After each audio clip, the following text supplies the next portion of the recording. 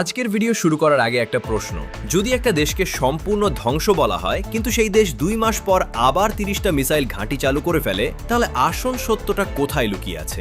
মিডিয়ার শিরোনামে নাকি গোপন গোয়েন্দা রিপোর্টে? আর যদি আবার যুদ্ধ শুরু হয় তাহলে শুধু মধ্যপ্রাচ্য না, আগুন লাগবে বাংলাদেশের বাজারেও। তেলের দাম, ডলারের চাপ, নিত্যপণ্যের খরচ সবকিছুর প্রভাব পড়বে আমাদের পকেটে।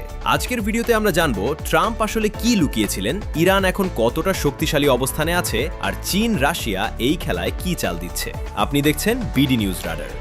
2026 সালের 28 ফেব্রুয়ারি, ভোরের আলো তখনও ঠিকমতো ওঠেনি। হঠাৎ করেই আমেরিকা ও ইসরায়েল যৌথভাবে ইরানের ওপর চালায় 900-রও বেশি হামলা। অপারেশনের নাম ছিল এপিক ফিউরি। মাত্র 12 ঘন্টার ভেতরে ইরানের মিসাইল ঘাঁটি, বিমান প্রতিরক্ষা ব্যবস্থা, সরকারি স্থাপনা সবকিছু গুড়িয়ে দেওয়ার চেষ্টা করা হয়। হামলার পর ট্রাম্প ঘোষণা দেন ইরানের সামরিক শক্তি সম্পূর্ণ ধ্বংস হয়ে গেছে। মার্কিন প্রতিরক্ষা মন্ত্রীও বলেন ইরান আর কোনো হুমকি নয়। কিন্তু এখানেই শুরু আসল গল্প, কারণ যুদ্ধক্ষেত্রের বাস্তবতা আর রাজনৈতিক বক্তব্য দুইটা এক জিনিস না।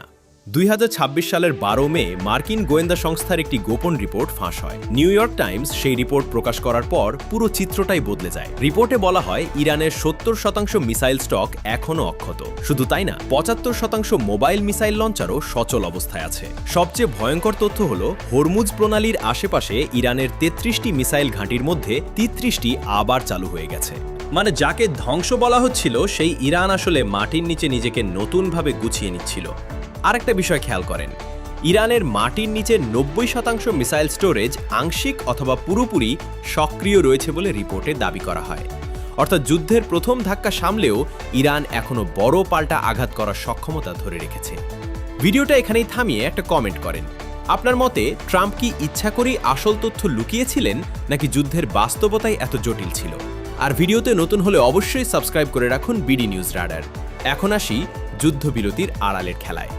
2026 সালের 8 এপ্রিল পাকিস্তানের মধ্যস্থতায় 2 সপ্তাহের যুদ্ধবিরতি হয়। বাইরে থেকে দেখলে মনে হচ্ছিল পরিস্থিতি শান্ত হচ্ছে, কিন্তু বাস্তবে এই বিরতিটাই ইরানের জন্য হয়ে দাঁড়ায় সবচেয়ে বড় সুযোগ। ইউরোনিউজ এবং institute for the study of war তাদের বিশ্লেষণে বলেছে ইরান এই সময় ব্যবহার করেছে নিজেদের সামরিক সম্পদ মেরামত এবং নতুন জায়গায় সরিয়ে নিতে।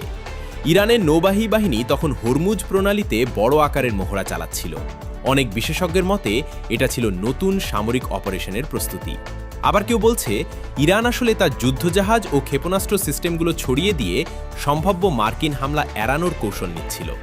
সবচেয়ে গুরুত্বপূর্ণ বিষয় হলো ইরান নাকি তাদের কিছু সামরিক সম্পদ এমন জায়গায় সরিয়ে নিচ্ছে যেখানে আমেরিকা সরাসরি হামলা করতে সাহস পাবে না। আর এখানেই সামনে আসে চীন ও রাশিয়ার নাম। 12 থেকে 15 মে পর্যন্ত ট্রাম্পের চীন সফর হঠাৎ করেই আন্তর্জাতিক রাজনীতির সবচেয়ে আলোচিত ঘটনা হয়ে যায়।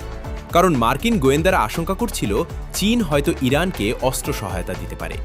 যদিও চীন প্রকাশ্যে এমন কিছু স্বীকার করেনি, কিন্তু বাস্তবতা হলো ইরান চীনের অন্যতম বড় তেল সরবরাহকারী দেশ। চীনের জন্য ইরান শুধু একটা মিত্র না, এটা তাদের জ্বালানি নিরাপত্তার বড় অংশ।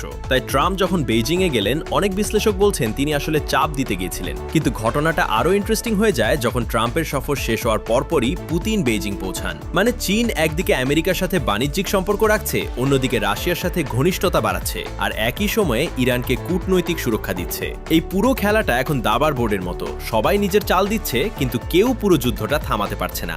2 মিনিট হয়ে গেছে, একটা ছোট্ট কাজ করেন। ভিডিওটা যদি তথ্যবহুল মনে হয় তাহলে একটা লাইক দিয়ে দিন, কারণ আপনার একটা লাইক এই ধরনের গভীর বিশ্লেষণ আরও বেশি মানুষের কাছে পৌঁছে দেয়। এখন প্রশ্ন হলো, আমেরিকা যদি আবার হামলা করে তাহলে ইরান কি করবে? সবচেয়ে বড় অস্ত্র হচ্ছে হরমুজ প্রণালী। বিশ্বের মোট সামুদ্রিক তেল বাণিজ্যের প্রায় 20% এই রুট দিয়ে যায়। প্রতিদিন প্রায় 2 কোটি ব্যারেল তেল পরিবহন হয় এখান দিয়ে। ইরান যদি এই প্রণালী পুরোপুরি বন্ধ করে দেয় তাহলে তেলের বাজারে বিশাল ধাক্কা লাগবে। বাংলাদেশেও এর প্রভাব সরাসরি পড়বে। ডিজেলের দাম বাড়বে, পরিবহন খরচ বাড়বে, ডলারের ওপর চাপ বাড়বে, বাজারে নিত্যপণ্যের দাম আবারও বাড়তে পারে। মানে মধ্যপ্রাচ্যের যুদ্ধ আমাদের রান্নাঘর পর্যন্ত পৌঁছে যাবে।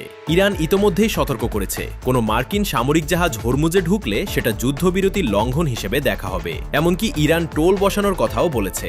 দ্বিতীয় কৌশল হচ্ছে ব্যাপক মিসাইল ও ড্রোন হামলা। প্রথম ধাপে ইরান একসাথে 720টি ড্রোন এবং 480টি ব্যালিস্টিক মিসাইল ছুড়েছিল বলে বিভিন্ন রিপোর্টে দাবি করা হয়। যুদ্ধবিরতির পর হামলা কমলেও এখনো 30টি সক্রিয় মিসাইল ঘাঁটি ইরানের হাতে রয়েছে। মানে পাল্টা আঘাতের সক্ষমতা এখনো ভয়াবহ পর্যায়ে আছে। তৃতীয় কৌশল, গালফ অঞ্চলে মার্কিন ঘাঁটিগুলোকে টার্গেট করা। জর্ডান, কুয়েত, বাহরাইন, কাতার, ইরাক, সৌদি আরব এবং সংযুক্ত আরব আমিরাতে থাকা মার্কিন সামরিক ঘাঁটিগুলো নতুন করে ঝুঁকির মুখে পড়তে পারে। চতুর্থ কৌশল, সাইবার যুদ্ধ। ইরানের হ্যাকার গ্রুপগুলো আগেও মার্কিন অবকাঠামো ও স্বাস্থ্যসেবা প্রতিষ্ঠানে হামলা চালিয়েছিল। নতুন যুদ্ধ শুরু হলে ব্যাংকিং সিস্টেম থেকে শুরু করে জ্বালানি অবকাঠামো সবকিছু টার্গেট হতে পারে। আর পঞ্চম কৌশল, প্রক্সি বাহিনী। লেবাননের হিজবুল্লাহ, ইয়েমেনের হুথি, ইরাকের শিয়া মিলিশিয়া, এই পুরো নেটওয়ার্ক ইরানের বড় শক্তি। যুদ্ধ ছড়িয়ে পড়লে এই ফ্রন্টগুলো একসাথে সক্রিয় হতে পারে। এখন একটা গুরুত্বপূর্ণ বিষয় বলি, আমেরিকাও কিন্তু চাপের বাইরে নেই। নিউ ইয়র্ক টাইমসের রিপোর্ট অনুযায়ী যুক্তরাষ্ট্রের Tomahawk cruise missile, Patriot interceptor সহ অনেক গুরুত্বপূর্ণ অস্ত্রের মজুদ দ্রুত কমে যাচ্ছে। আর এই অস্ত্রগুলো পুনরায় তৈরি করতে দরকার বিরল খনিজ পদার্থ, যেগুলোর বড় অংশ আসে চীন থেকে। মানে যুদ্ধ করতে গিয়েও আমেরিকা চীনের ওপর নির্ভরশীল। এটাই এখন ট্রাম্প প্রশাসনের সবচেয়ে বড় বাস্তবতা। ভিডিওর এই পর্যায়ে এসে আপনার মতামত জানতে চাই। আপনার কি মনে হয় এই যুদ্ধ আবার পুরো মাত্রায় শুরু হবে, নাকি শেষ মুহূর্তে কোনো কূটনৈতিক সমাধান বের হবে? নিচে কমেন্টে অবশ্যই জানান, আমি সব কমেন্ট পড়ি। সব মিলিয়ে এখন পরিস্থিতি এমন, বাইরে থেকে যুদ্ধবিরতি দেখা গেলেও ভেতরে ভেতরে সবাই নতুন প্রস্তুতি নিচ্ছে। ট্রাম্প বলছেন ইরান শেষ, কিন্তু গোয়েন্দা রিপোর্ট বলছে ইরান এখনো কয়েক মাস যুদ্ধ চালিয়ে যেতে পারবে। ইরান তার মিসাইল ঘাঁটি সচল করছে, প্রক্সি বাহিনী প্রস্তুত রাখছে, আর হরমুজ প্রণালীর ওপর নিয়ন্ত্রণ ধরে রেখেছে। অন্যদিকে চীন ও রাশিয়া পুরো পরিস্থিতিকে নিজেদের কৌশলগত সুবিধার জন্য ব্যবহার করছে। এখন প্রশ্ন একটাই, আগামী কয়েকদিনে কি আবার মধ্যপ্রাচ্যে আগুন জ্বলবে, নাকি শেষ মুহূর্তে বিশ্ব শক্তিগুলো পিছিয়ে আসবে? কারণ এই যুদ্ধ শুধু ইরান আর আমেরিকার না, এর প্রভাব পড়বে পুরো বিশ্বের অর্থনীতিতে। আর বাংলাদেশের মতো আমদানি নির্ভর দেশের জন্য সেই ধাক্কা হতে পারে অনেক বড়। ভিডিওটি যদি ভালো লেগে থাকে তাহলে অবশ্যই লাইক দিন, শেয়ার করুন, আর বিডি নিউজ রাডার সাবস্ক্রাইব করে পাশে থাকা বেল আইকন অন করে রাখুন।